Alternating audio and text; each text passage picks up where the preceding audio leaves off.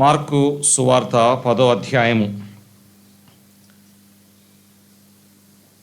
Mark సువార్త 10వ అధ్యాయము 46 నుంచి 52 వచనాల వరకు మనం చదువుకుందాం. Gospel according to Mark chapter 10 from verse 46 to 52.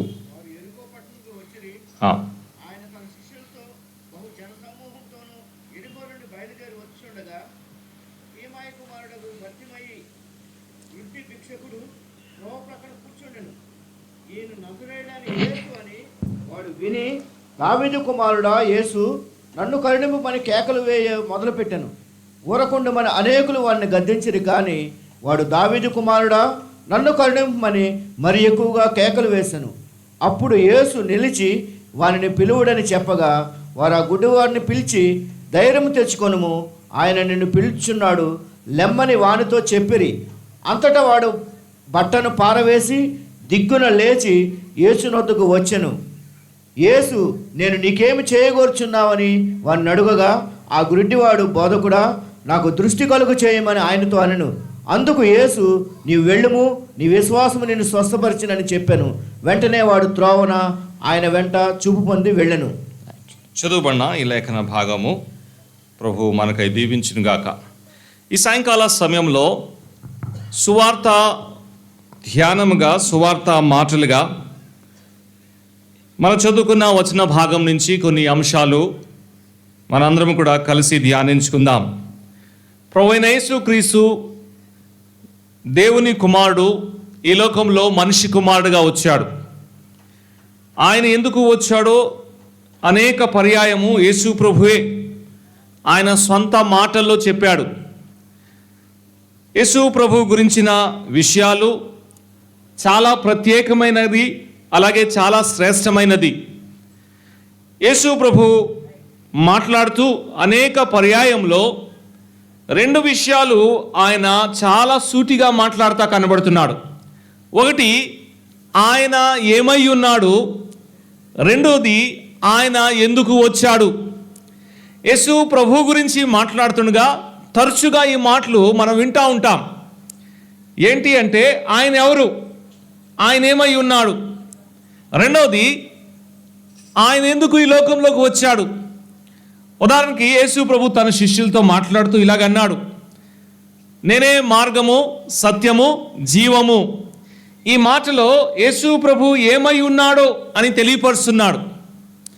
అంత మాత్రమే కాదు, యేసు ప్రభు ఇంకొక మాట తన గురించి ఇలాగన్నాడు, నేను లోకానికి వెలుగై ఉన్నాను అని. ఈ మాటలో యేసు ప్రభు ఏమై ఉన్నాడో తెలియపరుస్తున్నాడు. అదే సందర్భంలో యేసు ప్రభు చెప్పిన మాట, నేను నీతిమంతుల్ని పిలవడానికి రాలేదు కానీ పాపులను పిలవచ్చి తిని అన్నాడు. అంటే ఆయన ఎందుకు వచ్చాడో తెలియపరుస్తున్నాడు. మనిషి కుమారుడు పరిచర్య పొందుటకు రాలేదు కానీ పరిచర్య చేయుటకును అనేకులకి ప్రతిగా తన ప్రాణముని పెట్టుటకు వచ్చాడు. కాబట్టి యేసు ప్రభు జీవితాన్ని ఈ లోకంలో మనం చూస్తే ఆయన తరచుగా రెండు విషయాలు చెబుతా కనబడుతున్నాడు. ఒకటి, ఆయన ఏమై ఉన్నాడు. రెండోది, ఆయన ఈ లోకంలో ఎందుకు వచ్చాడు అనే విషయాన్ని చెప్తున్నాడు. అలాగా ప్రభు ఈ లోకంలో సంచారము చేస్తూ 33.5 సంవత్సరాలు జీవించాడు.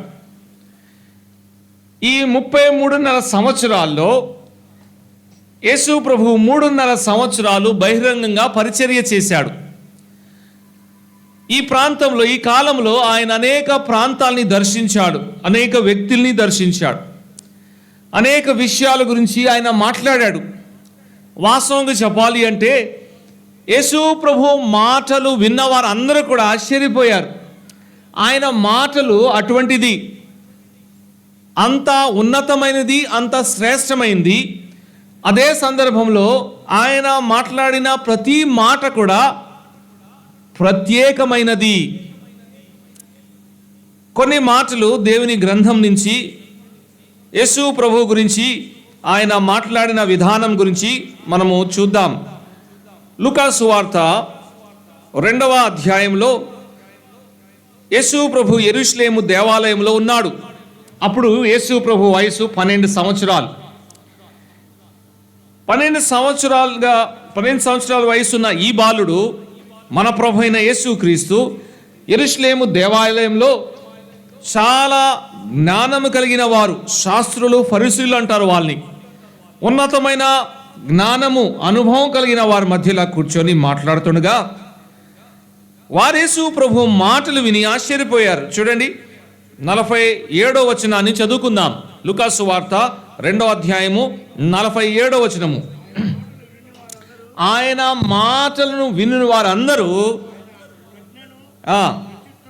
ఆయన ప్రజ్ఞను ప్రత్యక్షను విని విస్మయమును, ఆయన మాట్లాడుతున్న విధానము విని ఆశ్చర్యపోయారు. ఆయన తీసుకొస్తున్న సంగతులు విని ఆశ్చర్యపోతున్నారు. యేసు ప్రభు మాట్లాడిన విధానము, యేసు ప్రభు మాట్లాడిన అంశము ప్రజలకి ఏం కలిగించిందంటే విస్మయము కలిగించింది. ఇప్పుడు 12 సంవత్సరాల వయసు. యేసు ప్రభు దాదాపు 30 సంవత్సరాలు తన వయసు ఉన్నప్పుడు ఆయన బహిరంగంగా పరిచర్యను ప్రారంభించాడు.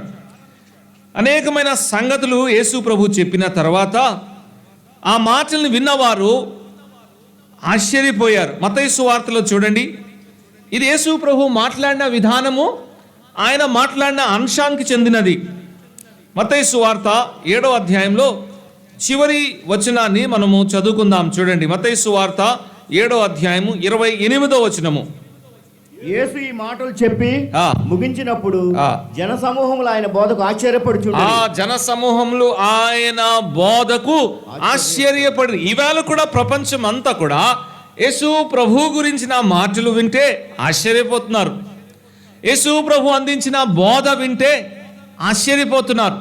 యేసు ప్రభు తెరకు తీసుకొచ్చిన సంగతులు విని ఆశ్చర్యపోతున్నాడు. అంత ప్రత్యేకమైన మాటలు యేసు ప్రభు మన కొరకై తీసుకువచ్చాడు. యేసు ప్రభు గురించి మాటల్లో ఏదైనా తప్పు దొరుకుతాదేమో అని పట్టుకోవడానికి వచ్చిన వారు చెప్తున్న మాట. యోహాను సువార్త 7వ అధ్యాయం చూడండి.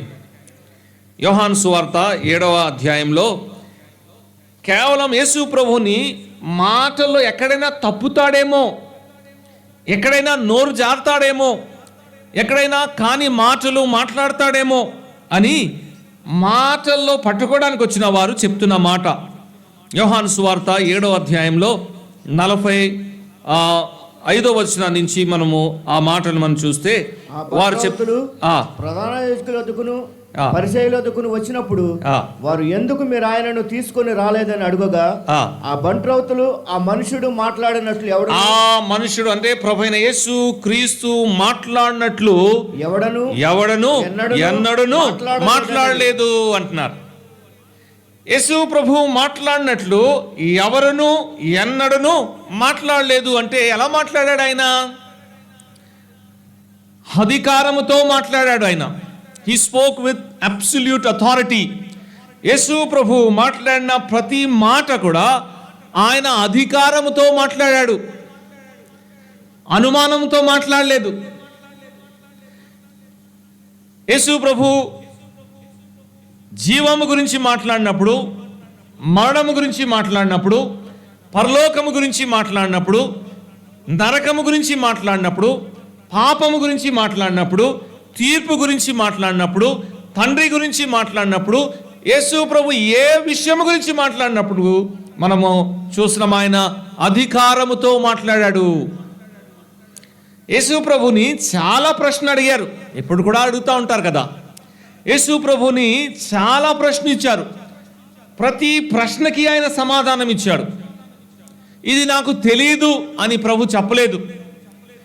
ఎందుకంటే ఆయన మాట్లాడిన ప్రతి మాటలో కూడా అధికారముతో ఆయన మాట్లాడాడు. అంత మాత్రమే కాకుండా ప్రతి విషయాన్ని ఎరిగి ఆయన మాట్లాడాడు. యేసు ప్రభు యోహాను సువార్త 3వ అధ్యాయంలో ఇలాగ అంటున్నాడు, మీరు దేని గురించి మాట్లాడుతున్నారో మీకు తెలీదు, కానీ నేను లేకపోతే మేము చెప్తున్న సంగతి మేము ఎరుగుదుము అన్నాడు. ఆయన ప్రతి విషయము ఎరిగి మాట్లాడాడు. ఆరాధన విషయంలో సమరయ స్త్రీతో మాట్లాడుతూ చెప్పాడు, మీరు ఎరుగుకుంటే ఇలా చేస్తున్నారు, మీకు తెలియదు, మేమైతే ఎరిగి ఈ విషయాన్ని చేస్తున్నాం. ప్రతి విషయం పైన యేసు ప్రభు మాట్లాడింది సంపూర్ణమైన అవగాహనతో మాట్లాడాడు, అధికారంతో మాట్లాడుతున్నాడు, సంపూర్ణమైన అవగాహనతో ఆయన మాట్లాడుతున్నాడు. అంత మాత్రమే కాకుండా ఆయన మాట్లాడిన మాటకి సవాలుగా ఒక మాట అన్నాడు. ఏమన్నాడు తెలుసా? భూమి ఆకాశము గతించిపోతుంది కానీ నా మాటలు ఎన్నడూ గతించదు. With this authority he spoke. ఇంత అధికారంతో మాట్లాడిన వ్యక్తి మాట వింటే ఎవరైనా ఆశ్చర్యపోవాల్సిందే. ఏమన్నారు చెప్పండి? భూమి ఆకాశము గతించిపోతాయి కానీ నేను చెప్పిన మాటలు ఎప్పుడు, వాట్ ఇన్ అథారిటీ. ఇంత అధికారంతో మాట్లాడిన వ్యక్తి మాట ఎవరు విన్నా సరే ఏమవుతారు చెప్పండి? ఆశ్చర్యపోతారు. ఆ బండోతులు ఆశ్చర్యపోయారు. అసలు మేము ఏదో అనుకున్నాము కానీ ఈ వ్యక్తి, ఈ మనుషుడు మాట్లాడినట్లు ఏం చెప్తున్నారు చెప్పండి? ఎవరును ఎన్నడూను మాట్లాడలేదు. అప్పటికే మాట్లాడే వాళ్ళు చాలా మంది ఉన్నారు. శాస్త్రులు, ఫరిసీయులు, they are known for their speeches. శాస్త్రులు, ఫరిసీయులు వాళ్ళు ప్రసంగాల కొరకై ప్రసిద్ధి చెందిన వారు. వారే కదా ధర్మశాస్త్రాన్ని బోధించేవారు. అప్పుడు శాస్త్రులు ఎవరు, ఫరిసీయులు ఎవరు? సమాజ మందిరంలో, దేవాలయంలో ధర్మశాస్త్రాన్ని బోధించేవారు. వారు మాటలు విన్నప్పుడు, మాట్లాడినప్పుడు అనేకులు విన్నారు.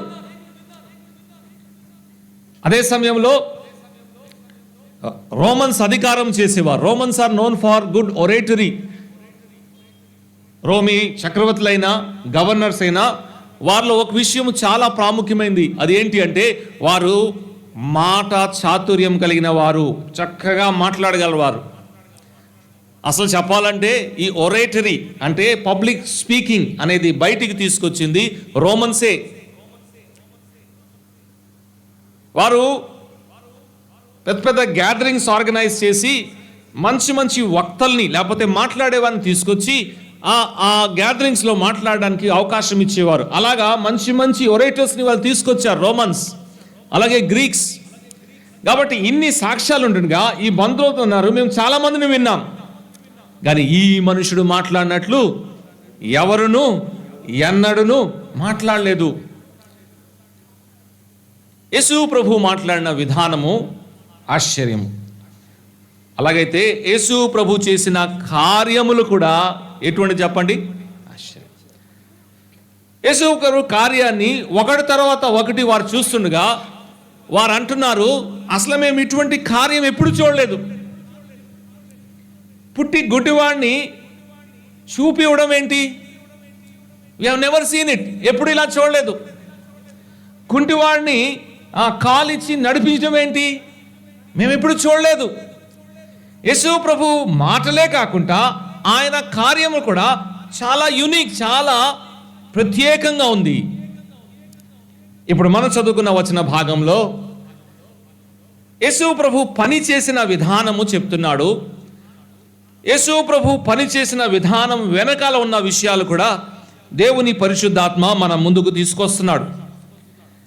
యేసు ప్రభు ఇలాగా పరిచర్య చేస్తుండగా అద్భుతమైన మాటలు చెప్తూ, అద్భుతమైన క్రియలు చేస్తూ, దేవుని కుమారుడు మనిషి కుమారుడుగా మనుషుల మధ్యలో సంచారము చేస్తూ తిరుగుతున్న దినాల్లో ఆయన యెరికో అనే ఒక పట్టణం గుండా వెళ్తున్నాడు. దేవుని వాక్యాన్ని పరిశీలిస్తే ఈ యెరికో అనే ఈ పట్టణము వాస్తవంగా చెప్పాలంటే శపింపబడిన పట్టణము. ఎవరు కూడా ఈ పట్టణానికి వెళ్ళడానికి ఇష్టపడేవారు కాదు. మనం కూడా అంతే. ఒక స్థలము మంచిది కాదు అని వింటే మనం ఎవరైనా వెళ్ళడానికి ఇష్టపడతామా? ఆ వీధి మంచిది కాదండి, ఆ స్థలము మంచిది కాదు, అక్కడ కీడు ఉంటుంది, అక్కడ చీకటి ఉంటుంది, అక్కడ శాపం ఉంటుంది అంటే మళ్ళీ ఎవరైనా ఆ స్థలంకు వెళ్ళడానికి ఇష్టపడతామా?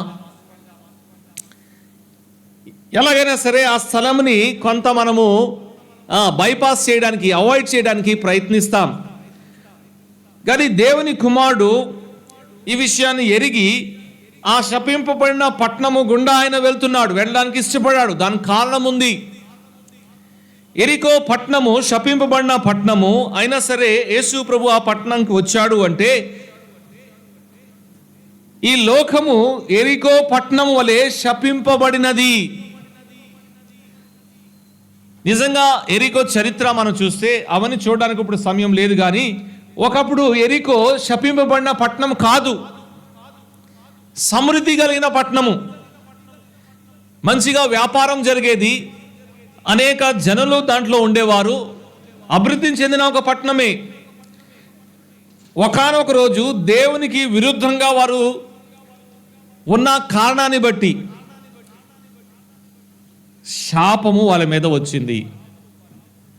అలాగే ఈ భూమి గురించి మనం ఆలోచన చేస్తే ఈ భూమి కూడా ప్రారంభం నుంచి శపింపబడినది కాదు. ప్రస్తుతము మనం చూస్తున్న ఈ లోకము నిజంగా శపింపబడిందే. ఈ లోకాన్ని మనం ఎంత ప్రేమించినా ఇది వాస్తవమే. ఇక్కడే బ్రతుకుతున్నాం కదా, ఉద్యోగం చేస్తున్నాం కదా, ఇళ్ళలు కట్టుకుంటున్నాం కదా, సృష్టి అంతా ఎంత బాగుందో అనుకుంటున్నాం, కానీ లోకము శపింపబడినది. ఎందుకు శపింపబడింది?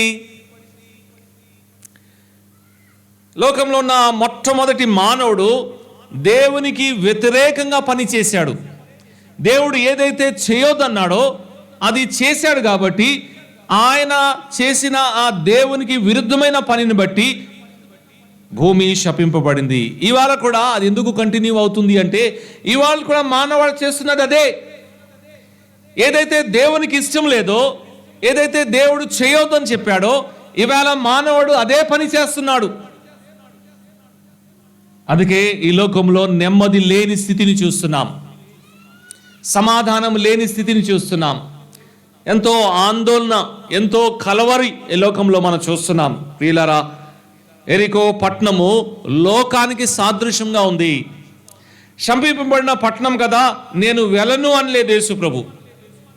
లోకము శపింపబడింది కదా, నేను వెళ్ళను అనలేదు యేసు ప్రభు. ఇష్టపూర్వకంగా ఆయన వచ్చాడు. ఎందుకు వచ్చాడు? ఆయన వస్తే మేలు, ఆయన వస్తే మార్పు, ఆయన వస్తే జీవము, ఆయన వస్తే ఆశీర్వాదము. శపింపబడిన ఈ పట్టణంలో ఒక వ్యక్తి ఉన్నాడు. అతని పేరు చెప్పాడు, అయితే అతని స్థితి చెప్తున్నాడు. ఆ వ్యక్తి ఎటువంటి వాడు అంట? గుడ్డివాడు. ఎటువంటి వాడు చెప్పండి? గుడ్డివాడు. ఇది కూడా ఒక మెటాఫోర్గా మనం తీసుకోవాలి.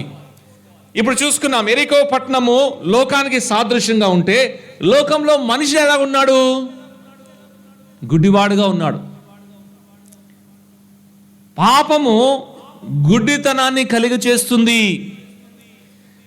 ఇదే మాట పౌలు రాస్తూ అంటున్నాడు, ఈ యుగ సంబంధమైన దేవత, ఎవరు పేరు చెప్పలేదు, ఒకే ఒక మాట అన్నాడు, ఈ యుగ సంబంధమైన దేవత వారు మనోనేత్రాలకి గుడ్డితనము కలుగు చేసింది. అంతే.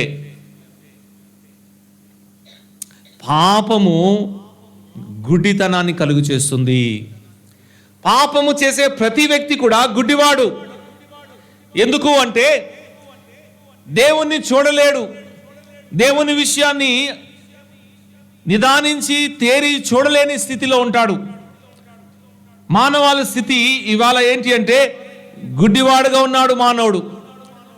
దేవుడు ఎటువంటి వాడో తెలియదు, ముందేముందో తెలియదు, ఎటువంటి త్రోవలో వెళ్తున్నాడో తెలియదు, ఏం జరుగుతుందో తెలియదు.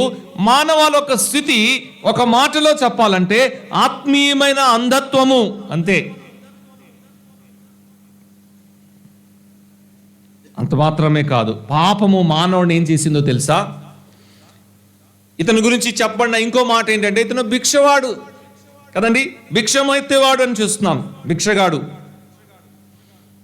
అసలు మానవుడు సృష్టించబడిన విధానము చూస్తే రాజుగా సృష్టించబడాడు. He was created as a king. దేవుడు మానవాడిని సృష్టించిన ఉద్దేశము చూస్తే ఆదికాండము గ్రంథము 1వ అధ్యాయంలో అంటున్నాడు, మనం మానవుడిని చేస్తాము, ఈ మానవుడు ఏం చేయాలంటే ఏలబడి చేయాలి. ఆకాశ పక్షుల మీద, భూజనంలో జంతువుల మీద, అలాగే జీవరాశుల మీద, ఈ సృష్టి మీద అధికారము చేయాలి. కాబట్టి మానవుడు రాజుగా సృష్టించబడ్డాడు. కానీ పాపముని బట్టి ఏమైపోయాడు చెప్పండి? ఆ కిరీటం పోయింది, ఆ అధిక్యత పోయింది, ఆ స్థానము పోయింది. చివరికి ఏ స్థితికి వచ్చేసాడంటే భిక్షము అడుక్కునే స్థితికి వచ్చాడు. ఇదండి మానవాళి స్థితి. దాసుడైపోయాడు మానవుడు. రాజుగా ఉండవలసిన వాడు, ఏలబడి చేస్తున్న వాడు ఏమైపోయాడంటే దాసుడైపోయాడు, దిగజారిపోయాడు, భిక్షవాడు అయిపోయాడు. చూడండి మానవాళి పరిస్థితి ఇవాళ ఎంత దీనమైన స్థితి. మత్తు పదార్థాలకి దాసులైపోయారు, కానీ మాటలకి కానీ విషయాలకి దాసులైపోయారు. ఎంత ప్రయత్నించినా దానిలోంచి బయట రాలేకపోతున్నారు. దినదినము పాపంలో ఇంకనూ దిగజారిపోతున్నారు. ఇది మానవుల యొక్క స్థితి. ఒకటి, మానవుడు గుడ్డివాడుగా ఉన్నాడు. రెండోది, మానవుడు భిక్షవాడుగా ఉన్నాడు. కానీ దేవుని కృప చూడండి, దేవుని కార్యము, దేవుని హస్తము ఇంకా మానవాళి వెనక పనిచేస్తుంది. ఈ సాయంకాల సమయంలో ఈ మాటలు ఆలకిస్తున్న మీరు ఈ విషయాన్ని గమనించాలి. ఏంటి అంటే, పరిస్థితులు ఎంత వ్యతిరేకంగా ఉన్నా, మానవాళి స్థితి ఎంత భయంకరంగా ఉన్నా, the divine hand of God is still working behind man for his good. దైవికమైన దేవుని హస్తము మానవాళి వెనక ఇంకనూ మానవాళి మంచి కొరకై పనిచేస్తుంది. ఎలా చెప్పగలమంటే, ఈ వ్యక్తి భిక్షగాడే వాస్తవము, ఈ వ్యక్తి గుడ్డువాడే వాస్తవమే, కానీ హీ కెన్ హియర్, ఆయన వినగలడు. అర్థమైందా? ఆయన వినగలడు. ఏం వినగలడు? సువార్తను వినగలడు, యేసు ప్రభు మాటల్ని వినగలడు, దేవుని విషయమైన విషయాలు వినగలడు కదండి. ఈ భిక్షవాడైన వ్యక్తి, ఈ గుడ్డివాడైన వ్యక్తి యేసు ప్రభు వెళ్తున్నాడు అని విన్నాడు. యేసు ప్రభు గురించిన వార్త ప్రతి మానవాడు వినగలడు. ఎంత ఆత్మీయమైన అంధత్వంలో ఉన్నా, ఎంత దిగజారిపోయే స్థితిలో ఉన్నా, ఎంత ఘోరమైన పతనంలో ఉన్నా, దేవుడు మానవాళికి ఇచ్చే ధన్యత ఏంటి అంటే, you can still hear the gospel. సువార్తని, యేసు ప్రభు గురించిన మాటని నువ్వు వినగలవు. నీ స్థితి ఏమైనా సరే, నువ్వు ఎవరైనా సరే. ఎందుకు ఇలాగా అంటే, దేవుని హస్తము, యుగ సంబంధమైన దేవత మనోనేత్రాలు కేవలము గుడ్డితనము కలిగించేయగలిగింది, కానీ చెవుల్ని మాత్రము మూయలేకపోయింది.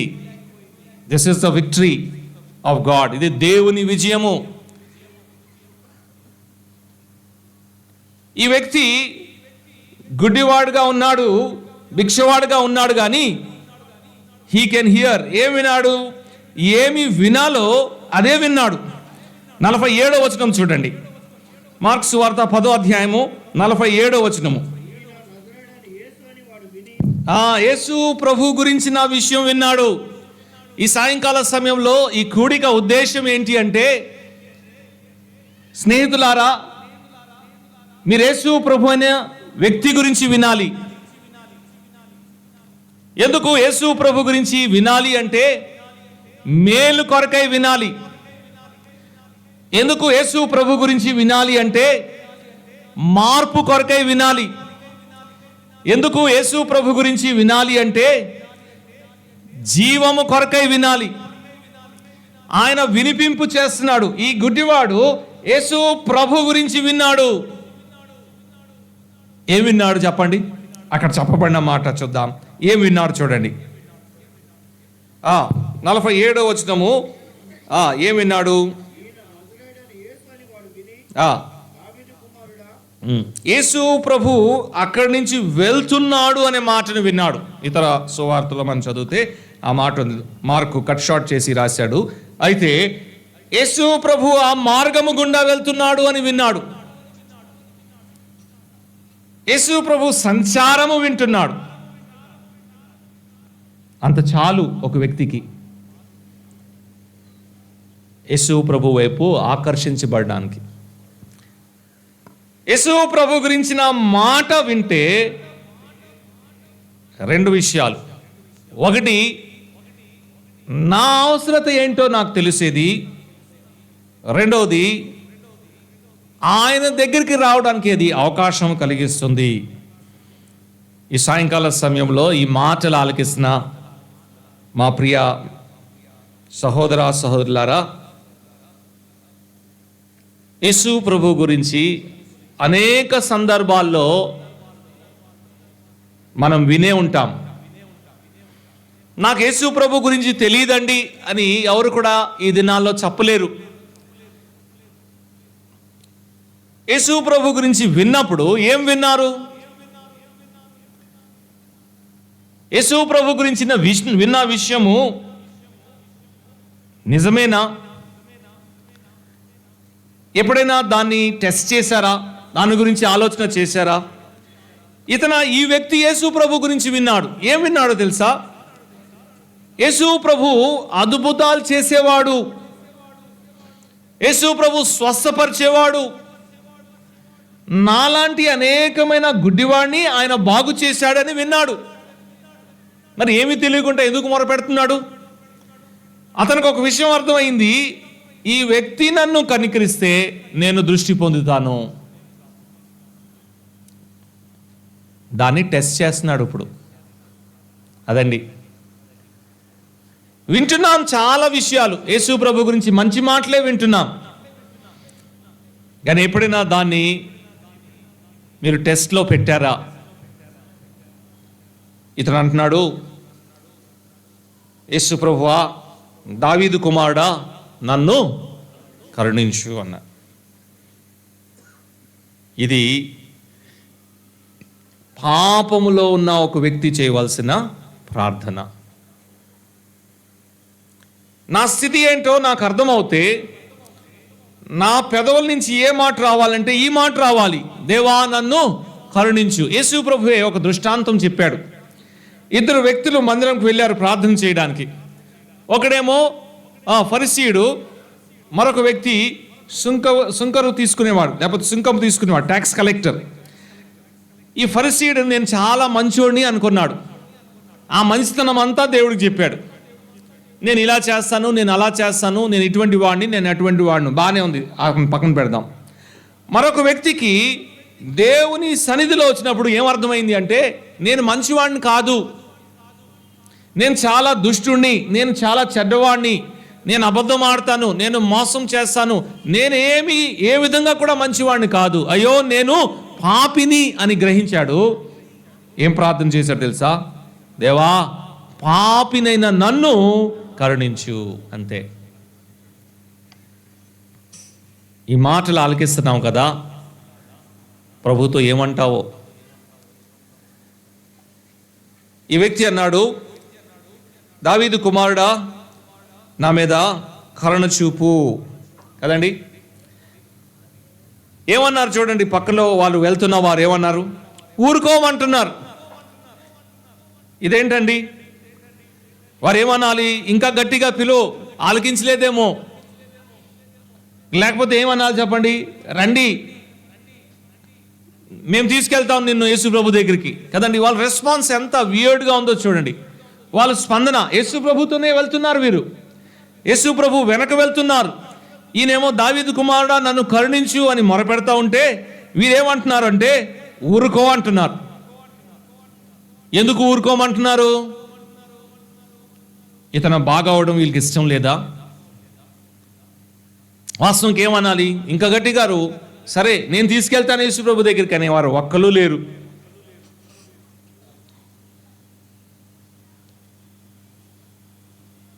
యేసు ప్రభు ఆగాడు. చూడండి, అక్కడ ఆ మాట ఉంది, 49వ వచనం చూడండి. యేసు ప్రభు నిలిచి వాణ్ణి పిలు అన్నాడు. యేసు ప్రభు దగ్గరికి రావాలనుకుంటున్నారు, ప్రజలు రానివ్వట్లేదు. యేసు ప్రభువే నిలిచి అంటున్నాడు, ఆ వ్యక్తిని నా దగ్గరికి తీసుకురండి అంటున్నాడు. It is God's direct response to man's misery. మానవుడు మరొక మానవుడి మీద తన మేలు కొరకై ఆధారపడితే తనకి మేలు జరగదు. ఈ విషయాన్ని జ్ఞాపకం ఉంచుకోవాలి. అక్కడున్న ప్రజలు ఎవరు కూడా తనకి సహాయం చేయలేదు, సహాయం చేస్తామని కూడా అనలేదు. దేవుని వాక్యము మనకి ఇష్టమున్నా ఇష్టం లేకపోయినా ఒక గొప్ప సత్యము చెప్తుంది. అదేంటి తెలుసా? మానవాడు తన మేలు కొరకై మరొక మానవాడిని ఏ విధంగా కూడా ఆశ్రయించడానికి వీల్లేదు. ఒకవేళ ఆశ్రయించినా మేలు జరగదు. మీకు అర్థమైందా? మనం అనుకుంటాం, నా భార్య కదా నాకు మేలు చేస్తుంది అనుకుంటాం, నా కుమారుడు కదా నాకు మేలు చేస్తాడు అనుకుంటాం, మా నాన్న కదా, మా పెద్దనాన్న కదా, మా చిన్నమ్మ కదా, మా బంధువులు కదా, మా సహోదరులు కదా నాకు మేలు చేస్తారు, నాకు సహాయం చేస్తారు అనుకుంటాం. దేవుడి వాక్యం మనకి తెలియపరిచే సత్యము, ఒక మానవుడు మరొక మానవుడి మీద ఆధారపడితే దానివల్ల ఏమీ లాభం లేదు. ఆత్మీయమైన లాభము ఇంకనూ లేదు. అర్థమైందా? బెతెస్దా కోనేటి దగ్గర 38 సంవత్సరాల నుంచి ఉన్నాడండి. ఎవరు చేశారు సహాయం? No man came for his rescue. 1, 2, 3 ఎన్ని సంవత్సరాలు చెప్పండి? 38 సంవత్సరాలు ఒక మానవుడు బెతెస్దా కోనేటి దగ్గర ఎవరైనా సహాయం చేస్తారేమో అని ఉన్నాడు, కానీ ఏ మానవుడు సహాయం చేయలేదు. చివరికి ఎవరు చేశారంటే దేవుడే చేశాడు.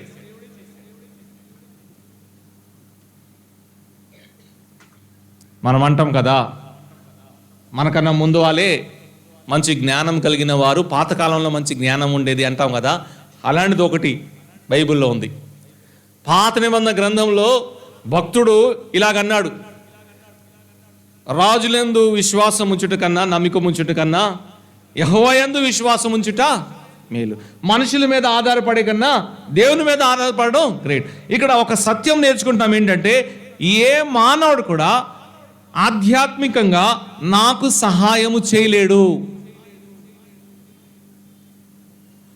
మరి ఎవరు చేస్తాడంటే దేవుడే. దేవుడే నేరుగా జోక్యం చేసుకోవాలి, దేవుడే నేరుగా రావాలి, దేవుడే మాట్లాడాలి. నా ఆత్మీయమైన స్థితిని ఏ మానవుడు కూడా ఒక రవ్వంత మాత్రం కూడా బాగు చేయలేడు. This is truth.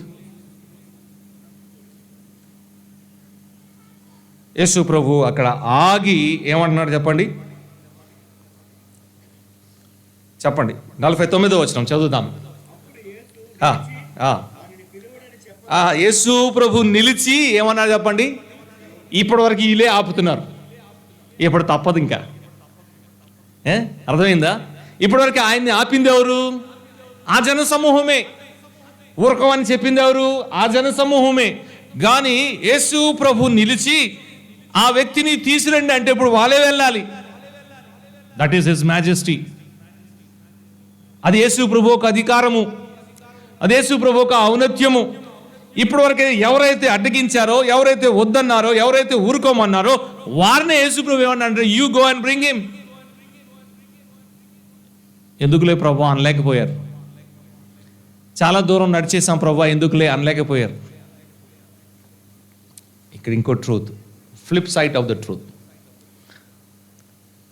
ఒక విన్నాము, ఒక మానవుడు ఇంకొక మానవుడికి సహాయము చేయలేడు.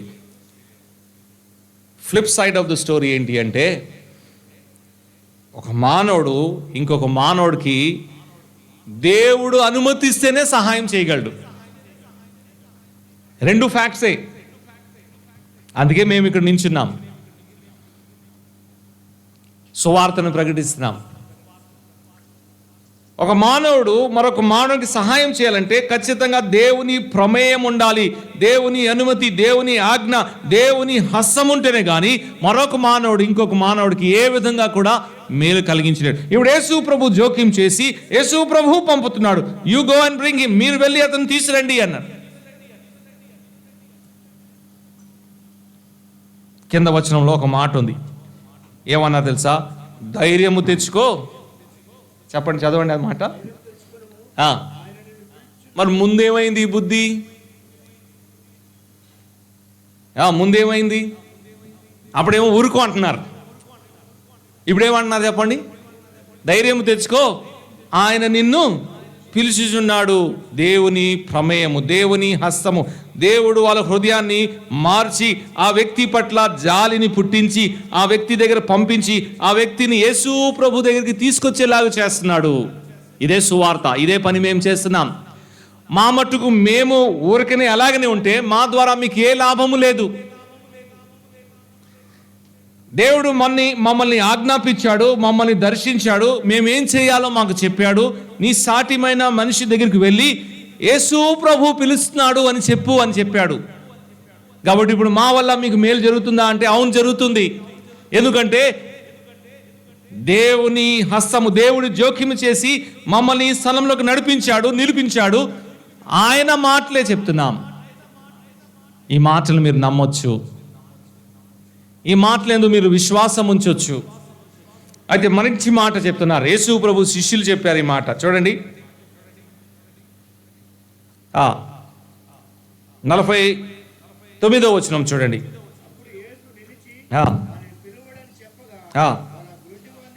వారు ఆ గుడ్డివాడిని పిలిచి, ధైర్యము తెచ్చుకో, ఆయన నిన్ను పిలుచుచున్నాడు. చాలు. ఈ సాయంకాల సమయంలో ఈ మాటలు ఆలకిస్తున్నామా స్నేహితులారా, సంఘస్థులారా, విశ్వాసులారా, గ్రామస్తులారా?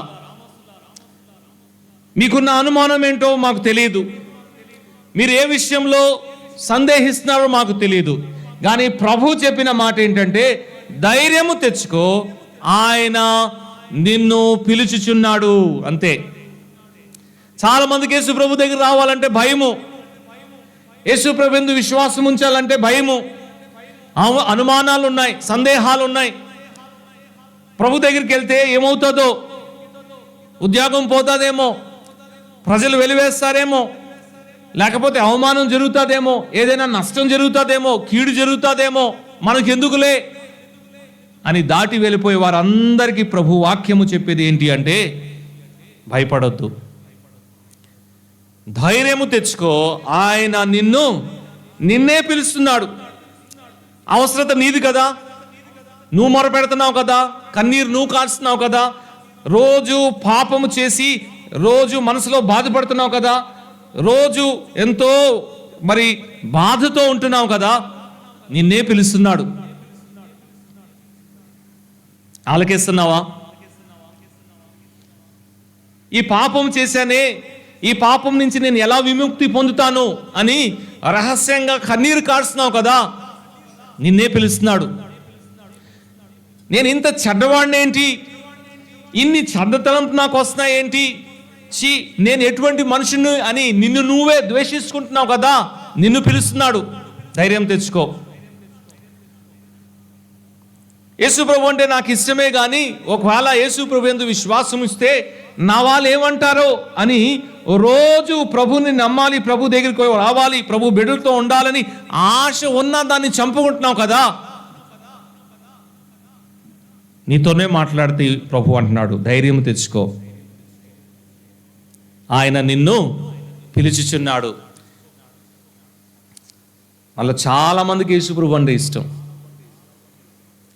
మళ్ళీ చాలామందికి యేసు ప్రభు దైవత్వం అర్థమైంది. మన హృదయంలో, మన అంతరంగంలో మనకు ఒకే ఒక విషయం బాగా పాతికిపోయింది, మీరు ఒప్పుకున్నా ఒప్పుకోపోయినా. ఈ లోకంలో నిజమైన దేవుడు అంటూ ఎవరైనా ఉన్నారు అంటే అది యేసు ప్రభు మాత్రమే. Everybody knows in there conscience. నేను చాలా మందిని చూశాను,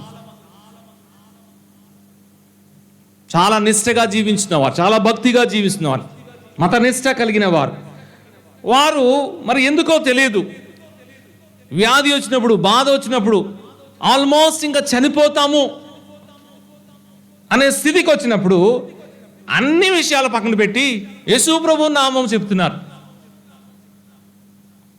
ఎందుకు చెప్పండి? Everybody knows this truth. ఈ సత్యాన్ని అందరికీ తెలుసు, మనం ఒప్పుకున్నా ఒప్పుకోపోయినా.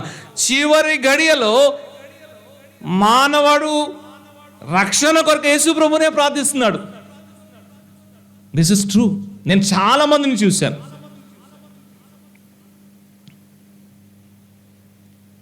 ఇది నేను చాలా విశ్వసనీయమైన వ్యక్తుల ద్వారా ఈ మాటను విన్నాను కాబట్టి బహిరంగంగా చెప్తున్నాను. సినిమా పాటలు అలాగే ప్రభు పాటలు చక్కగా పాడిన ఎస్పి బాలసుబ్రహ్మణ్యం గారు ఐసీయూలో ఉన్నప్పుడు తన స్నేహితుల్ని పిలిచి, నేను ప్రభు పాటలు చాలా పాడాను, ప్రభు నన్ను కనికరించాలని, నన్ను బాగు చేయాలని ప్రార్థన చేస్తున్నాను అని చెప్పాడు. తన స్నేహితుడికి చెప్పాడు, ఒకవేళ నేను బయటకు వచ్చాను అనుకునే నేను యేసు ప్రభు కొరకే జీవిస్తాను అన్నాడు. ధైర్యము తెచ్చుకో, ఆయన నిన్ను పిలుచున్నాడు. నేను చాలా చిన్నవాడిని కదా, నేను చాలా పేదవాడిని కదా అనుకోవద్దు. ఇంకా చాలా జీవితం ఉంది కదా, ఇంకా చాలా సమయం ఉంటుంది కదా, మరలా అవకాశం వస్తుంది కదా అనుకోవద్దు. ఇప్పుడే ధైర్యం తెచ్చుకొని ఆయన దగ్గరికి రా, ఒక అడుగు ముందు వేయి. యేసు ప్రభు శిష్యులు ఈ భిక్షవార్త చెప్పారు. అప్పటికే చూడలేకపోతున్నాడు, కేవలం వినగలుగుతున్నాడు. ఎవరు చెప్తున్నారు ఈ మాట తెలియదు. తన వినికిల్లో ఒక మాట వచ్చింది, ధైర్యము తెచ్చుకో, ఆయన నిన్ను పిలుచుచున్నాడు అని. ఎలాగా ధైర్యం తెచ్చుకున్నాడో తెలుసా? మరి ఈ పనేమో ఆయనే చేయాలి, దృష్టి ఏమో యేసు ప్రభు ఇస్తాడు, ఇంకెవరు ఇవ్వలేరు కూడా. ధైర్యం నువ్వే తెచ్చుకోవాలి, అంతే కదా. మార్చేవాడు ప్రభువే, బాగు చేసేవాడు ప్రభువే, రక్షించేవాడు ప్రభువే. కానీ మొదటి అడుగు నువ్వేయాలి, ధైర్యం నువ్వే తెచ్చుకోవాలి. ఇతను ఏం చేశాడు తెలుసా? ఇతను ధైర్యం ఎలా తీసుకొచ్చాడో చూడండి. 50వ వచనం, రైట్. బట్టలను పారవేశాడు, దిగ్గున లేచాడు. ఆ బట్టలు పారవేశాడంటే దాని అర్థం ఏంటి తెలుసా? ధైర్యం తెచ్చుకున్నాడు అని అర్థం. ఏంటి ఆ ధైర్యము?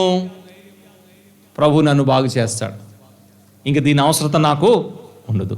That is courage. ఆయన ధైర్యము ఆయన క్రియల్లో చూపెడుతున్నాడు. ఆయన నన్ను పిలిచాడు, నేను ఆయన దగ్గరికి వెళ్తున్నాను, ఇంకా ఈ బట్టలతో ఈ వస్తువులతో నాకు ఇంకా సంబంధం ఉండదు. ధైర్యంగా దాన్ని ఏం చేసే చెప్పండి, ఇసిరేశాడు. ఈ సాయంకాల సమయంలో ఒప్పింపబడుతున్నాం కానీ ధైర్యం తెచ్చుకోలేకపోతున్నాం. ధైర్యం తెచ్చుకుందాం. వచ్చాడు యేసు ప్రభు దగ్గరికి. యేసు ప్రభు ఎంత మంచివాడో చూడండి. ప్రారంభంలోనే ఆయన మాటల గురించి మనం చూసాం కదా. యేసు ప్రభు ఈ వ్యక్తిని ఏం అడిగాడు చూడండి. చదువుదాం, కంటిన్యూ చేద్దాం.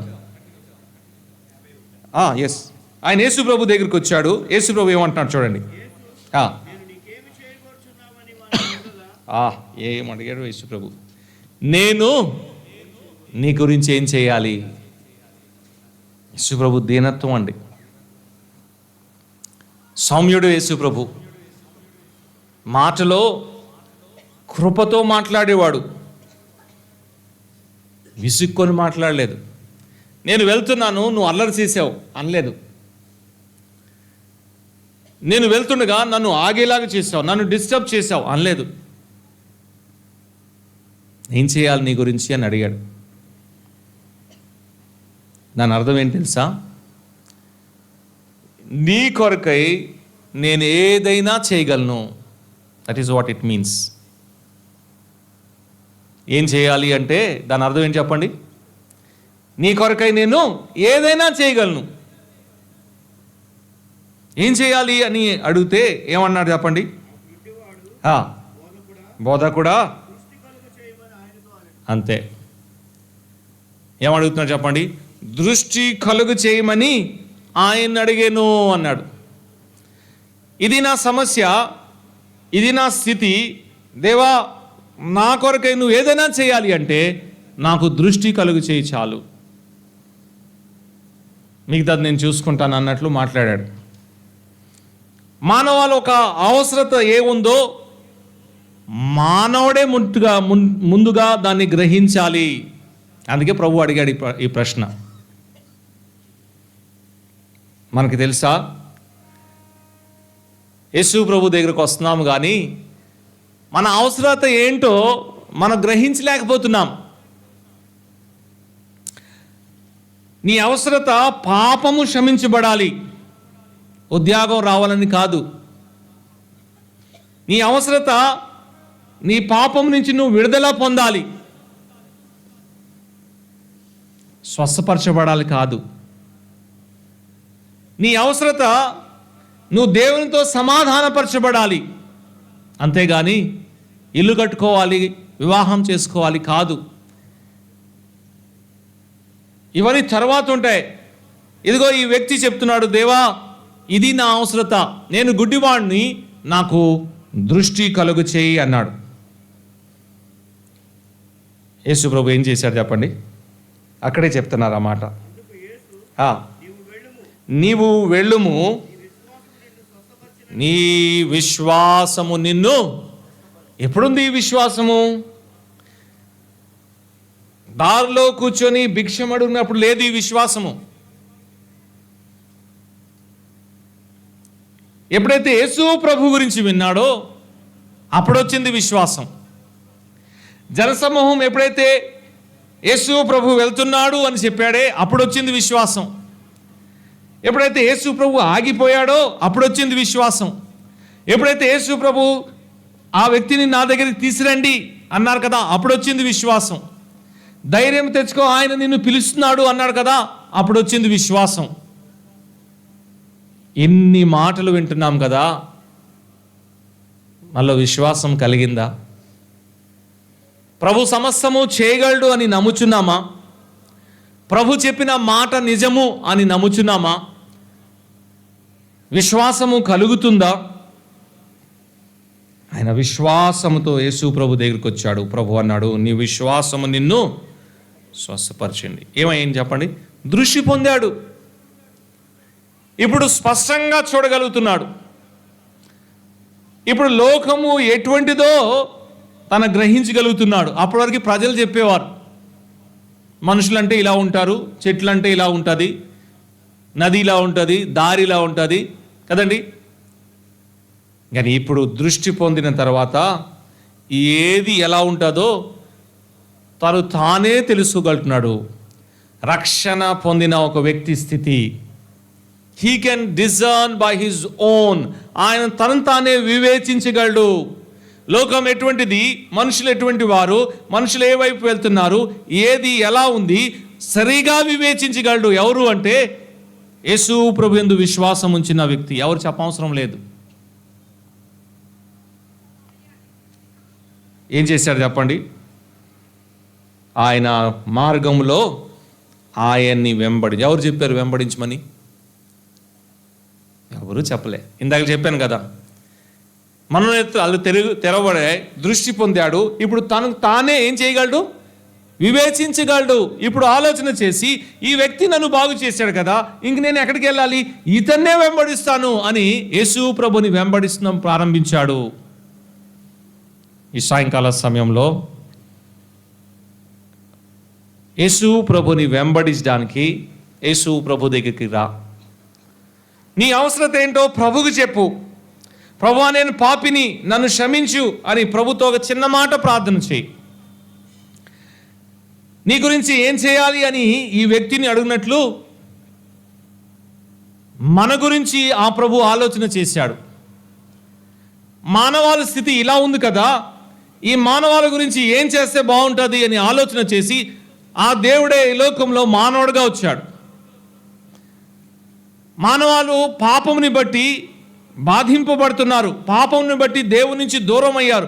మానవాళ్ళు పాపము తీసివేస్తే మానవుడి జీవితం బాగుంటుందని ఆయనే ఆలోచన చేసి మానవాడు పాపమంతా కూడా ఆయన తన మీద మోసుకున్నాడు. మానవుల యొక్క స్థానంలో మానవుడికి బదులుగా తను తాను అప్పగించుకొని ఆయన శిలువ మరణం పొందాడు, తన రక్తాన్ని కార్చాడు, చనిపోయి సమాధి చేయబడి తిరిగి లేచాడు. యేసు ప్రభు యందు విశ్వాసం ఉంచితే పాప క్షమాపణ, రక్షణ కలుగుతుంది. అది ఆయన ఏర్పాటు. ఈ మాటలు నమ్ముచున్నావా? ఈ మాటల్ని నిజమా కాదా అని పరీక్షిస్తావా? యేసు ప్రభు యందు విశ్వాసం ఉంచుతావా? యేసు ప్రభు దగ్గరికి వచ్చి, ప్రభువా నేను పాపిని అని చిన్న మాట ప్రార్థన చేస్తే పాప క్షమాపణ రక్షణ కలుగుతుంది. ఒకవేళ పాప క్షమాపణ లేకపోతే గుడ్డితనంలోనే ఉండిపోతాం, వివేచించలేము, చివరికి భయంకరమైన నరకాగ్నికి మానవుడు వెళ్ళిపోతాడు. అలా వెళ్ళకూడదనే దేవుడు చేసిన ఏర్పాటు యేసు ప్రభు. ఈ సాయంకాల సమయంలో యేసు ప్రభు యందు విశ్వాసం ఉంచి రక్షణ పొందాలని ప్రేమతో మనం చేస్తున్నాం. ధైర్యము తెచ్చుకోండి, ఆయన మిమ్మును పిలుచు. మీ స్థితి ఏదైనా సరే, మీ ఇబ్బంది ఏదైనా సరే, ఏ ప్రాంతానికి చెందిన వారైనా, ఏ భాషలో మాట్లాడేవారైనా, ఏ కులము ఏ జాతికి చెందిన వారైనా, ఏ మతంకి చెందిన వారైనా ధైర్యము తెచ్చుకోండి, ఆయన మిమ్మల్ని పిలుచుచున్నాడు. ఒకవేళ ప్రభు దగ్గరికి రావాలని ఆత్మీయమైన ప్రేరేపణ కలిగితే ఈ కూడికి తర్వాత మేము ఇక్కడే నిలిచి ఉంటాం. మా దగ్గరికి వచ్చి యేసు ప్రభుని ఎలా వెంబడించాలి, ఎలా పాప క్షమాపణ పొందాలని మమ్మల్ని అడిగితే మేము మీకు సహాయం చేయగలము. దయచేసి ఎవరు కూడా దాటి వెళ్ళొద్దు. ఒకవేళ క్రైస్తవ కుటుంబంలోనే పుట్టామేమో, క్రమంగా మందిరానికి వస్తున్నామేమో, కానీ ఇంకా యేసు ప్రభు లేకుండా జీవిస్తే ఈ సాయంకాల సమయంలో ధైర్యము తెచ్చుకో, ఆయన నిన్ను పిలుస్తున్నాడు. యవనస్తులుగా ఉన్నావేమో, వృద్ధులుగా ఉన్నారేమో, మీ స్థితి ఏదైనా సరే ప్రభు దగ్గరికి వచ్చి పాప క్షమాపణ రక్షణ పొందాలని ప్రేమతో మనం చేస్తున్నాం. చిన్నమాట ప్రార్థన చేసుకొని మనము కూడికని ముగించుకుందాం. సారికి ఈ మాటలు వింటున్న మనము మన స్పందన ఏంటో ఈ రాత్రికాల సమయంలో ప్రభుకి తెలియపరుస్తాం. ప్రభు దగ్గరికి వచ్చి ఆత్మీయమైన మేలు పొందుతాం. సూటిగా స్పష్టంగా దేవుడి మాటలు మనం విన్నాం. ధైర్యం తెచ్చుకొని ఆయన దగ్గరికి వస్తాం. మన పాపము కొరకై ఆయనే మరణించాడు, మన పాపమంతా ఆయనే మోసాడు, మన శిక్ష ఆయనే భరించాడు. మనకు బదులుగా తాను అప్పగించుకొని తన రక్తమంతా మన పాప పరిహారం కొరకై చెందించాడు. నీ కొరకై ఏమి చేయాలి అని ప్రశ్న ఆయనే వేశాడు. దాని జవాబు కూడా ఆయనే ఇచ్చి ఏమి చేయాలో అవన్నీ చేసి రక్షణని సిద్ధపరిచాడు. ప్రియ సహోదర సహోదరి, దాటి వెళ్ళొద్దు. యేసు ప్రభు యందు విశ్వాసం ఉంచు. ఆయన పాటలు పాడుతున్నావేమో, ఆయన మాటలు వింటున్నావేమో, ఆయన గురించిన విషయాలు చదువుతున్నావేమో, కానీ ఇంకా మనసులో ఆయనకి స్థానం ఇవ్వలేకపోతే ఇప్పుడైనా యేసు ప్రభు యందు విశ్వాసం ఉంచి రక్షణ పొందు. ఒరియా భాషలో, తెలుగు భాషలో, ఆయా భాషల్లో మీకు ఎలాగ అర్థమవుతుందో అలాగా ఈ మాటలు తెలియపరచబడుతుండగా ప్రేమతో ఈ మాటల్ని స్వీకరించండి, విశ్వసించండి, రక్షణ పొందండి. కృపా కనికరములు మా ప్రియా పరలోకపు తండ్రి, మీ పరిశుద్ధమైన నామాన్ని బట్టి మీకు మా కృతజ్ఞతాస్తుతులు చెల్లించుకుంటూ ఈ మాటల్ని ప్రభువా మా హృదయాల్లో మీరు ముద్రించి ఈ మాటలు ఆలకించిన ప్రతి ఒక్కరిని కూడా దీవించి రక్షణ లేని వారికి రక్షణ, పాప క్షమాపణ, మారు మనసు దయచేయమని ప్రియులెంతో ప్రయాసముతో ఈ కూడికిని ప్రభువా మరి ఇక్కడ పెట్టారు. ఈ స్థలంలో ఈ విధంగా మీ మాటలను ప్రకటించడానికి ఇచ్చిన ఈ కృపా ఆధిక్యతను బట్టి స్తుతిస్తూ ఈ కాలనీలో ఉన్న ప్రతి ఒక్కరిని కూడా మీరు దీవించండి ప్రభువా. వారు సహకరించారు, మరి న్యాయబద్ధమైన దీవెన వారికి దయచేయండి. యవనస్తులు అనేకులు పనిచేశారు ప్రభువా, వారందరినీ కూడా మీరు మీ కృపలో జ్ఞాపకం చేసుకోమని, ఈ మాటల్ని నీరుకట్టి ఫలింపు చేయమని, అనేక దినముల తర్వాత మంచి ఫలాలు మేము చూడనట్లు మీ కృపా సహాయం అందించమని, అన్ని విషయాల్లో మీరే మహిమా ఘనత ప్రభావాలు పొందుకోమని యేసు ప్రభు నామంలో స్తుతించి ప్రార్థన అడిగి వేడుకుంటున్నాం మా తండ్రి. ఆమేన్. ఆమేన్. అందరికీ వందనాలండి.